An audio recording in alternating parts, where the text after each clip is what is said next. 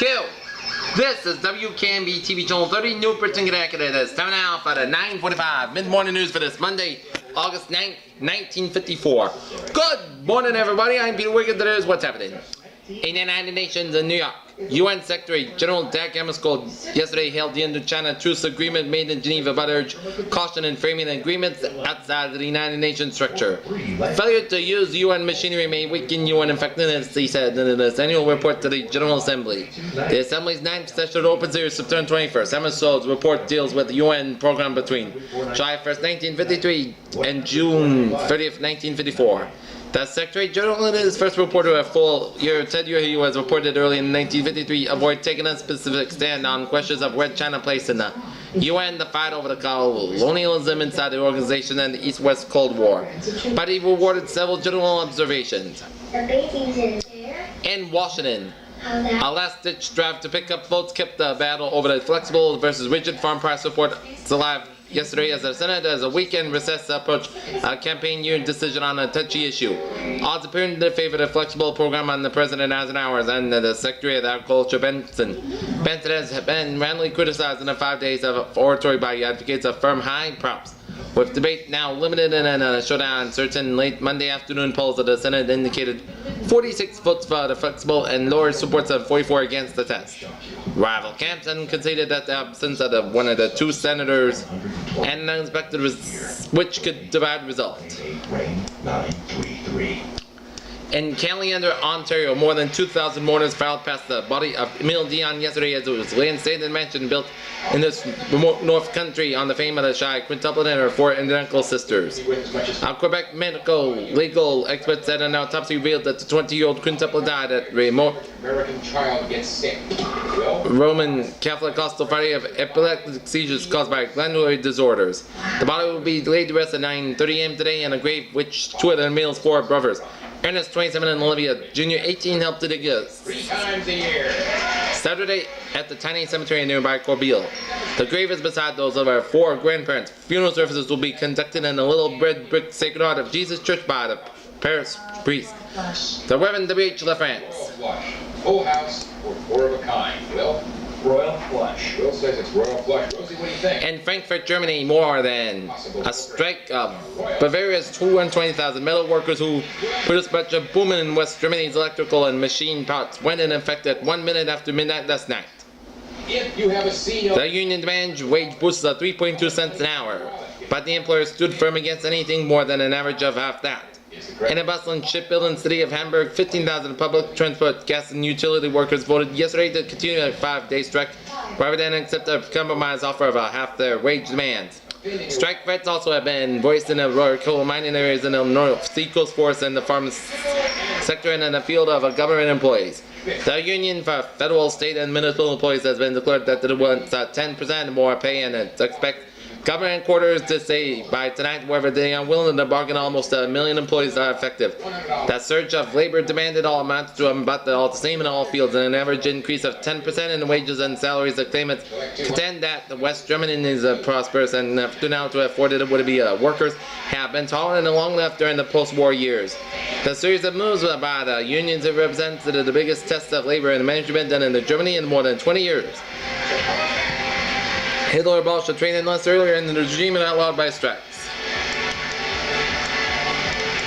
Indictment charges that is of top concern as Senator contends maybe a key to the McCarthy investigation. Shop shooting cop up as a shop shooting cop downs a hawk on the Boston Commons end. My entire life. Now you can eat the foods you love and still lose weight with Nutrisystem and save up to 50%. I knew Nutrisystem was working. In Washington, the United States yesterday agreed to help the Vietnam anti-communist government more than over 100,000 refugees from Vietnam, which has come under communist control to the southern part of the country. A formal request for such aid was made Friday by the Vietnam government to speed up transfer of refugees from areas ceded to the Vietnam government under which the recent ceasefire agreement which ended in the war in Indochina. In its reply yesterday, the State Department said the United States government desires to extend the government of Vietnam and all reasonable assistance to evacuate from them. Areas defined in the ceasefire agreement and its nationals who have understandingly are willing to face the grim certainty of life under the communists. The United States is well aware that an mere removal does not solve the problem of such people or for the government of Vietnam. The United States is also prepared to provide as far as possible materials needed help to enable refugees from Vietnamese domination to resume existence under their chosen government, at which maximum opportunity to add to the strength of that government by their own efforts. In Boston, 2 detectives became curious when they saw a man later booked as Vincent Gwynter, 29, wheeling a baby carriage along West End Street at an unusually early hour. They became even more curious when they said that they heard Gunter shout to the sidewalk group, "Come and get your babies!" Lieutenant John Foley and Detective Dan Donovan said they joined the rapidly forming line and discovered that Gunter was selling wine at 75 cents a bottle from the carriage. They arrested him on a charge of selling liquor without a license. 5644 to talk with an insurance expert about everything that comes standard with our base auto policy. And if you switch, you could save up to $400. In Louisville, Kentucky, Liberty Mutual. smash and victories.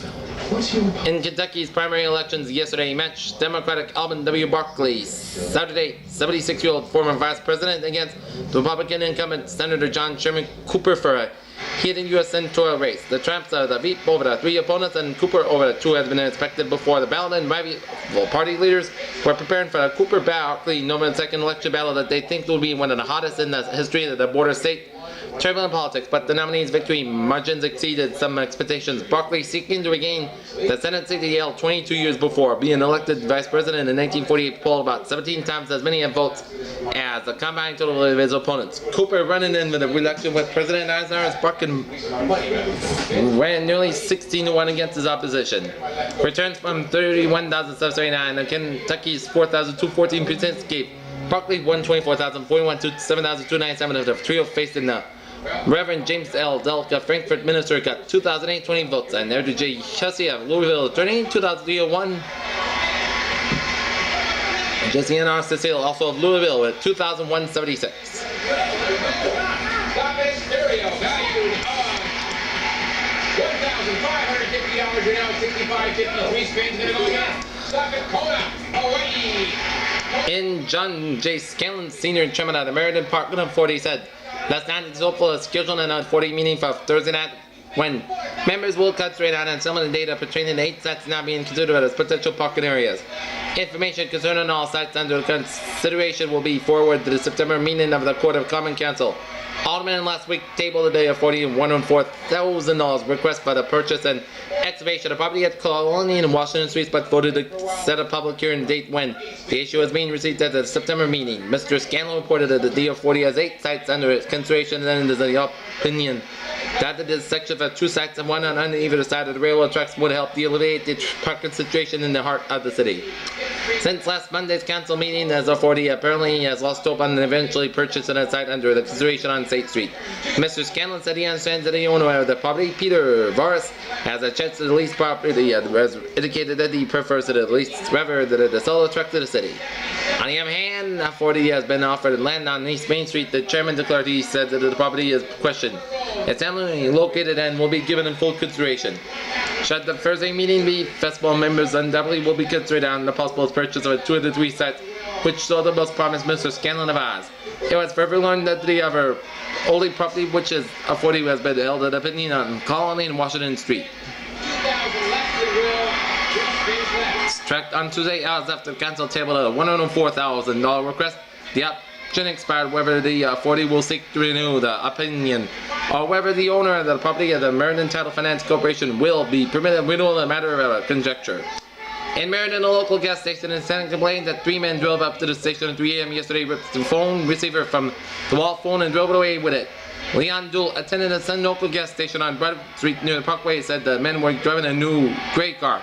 Motor Patrolman NV Team Macy and Superintendent Officer George Shields investigated.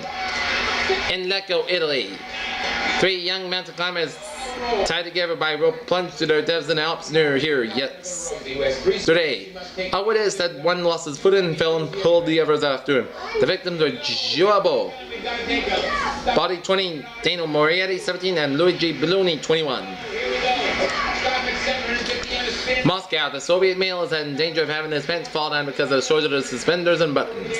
And many of Russian women complain that she can't keep up her stock because she can't buy Eddie Carter's elastics and her hair is untidy. There are not enough hairpins or good combs. And what's more, much of the hair pedestrian and notion goods is so shoddy customers have a perfect right to complain. All this and more than reported and deplored by a Soviet trade official newspaper, the day Wiggins Ministry of Internal Trade, which runs all the stores and shops of the Soviet Union. In our big draft for the more consumer goods, the paper said that its volume and the variety of goods and the haberdashery and notions of shops have actually decreased. The outputs of busters and cufflinks and shape supplies, the belt buckles for dresses and coats as a cut. There are not enough sewing needles, not enough silk ribbons. There are not enough suspenders for men and garters for women. Elastics is one of the especially short supply. There is one factory which reports to produce about 16 millimeters per year. But our stores and shops receive only 1 millimeter. The zipper factory delivers all its production to the dressmaking factories and other organizations, but the shops get no zippers. The production of cufflinks and clips and cosmetic boxes and compacts have declined. They are producing fewer good combs and soap boxes and hairpins and hair clips. Most of those are the inferior quality as well as scarce. The same issue of the Soviet trade carries a long complaint that in Leningrad, Russia's second largest city, the biggest radio and parts store with no spare parts, but one can get them from speculators and black marketers who operate right in the front of the store. Alright, now the weather for Connecticut. Rain and cooler on Monday, rain and then Monday night with a little change of temperature. Clear and a little change of temperature on Tuesday. High tide of no even 8:15 p.m. a low tide 1:56 p.m. Sunset 8:10 p.m. Right now at Hartford Airport, temperature is at Brainerd Airport 66 degrees with a 2.64 degrees, humidity 93%, barometer temperature 93 inches, visibly 2 miles per hour. With the is about 3 to 3 miles per hour and a slight rain. And that's me for the WKNB mid-morning news on this August 9th, 1954 on Monday. I'm Piers. Hope you have a good day. I will see you later. Bye, buddy.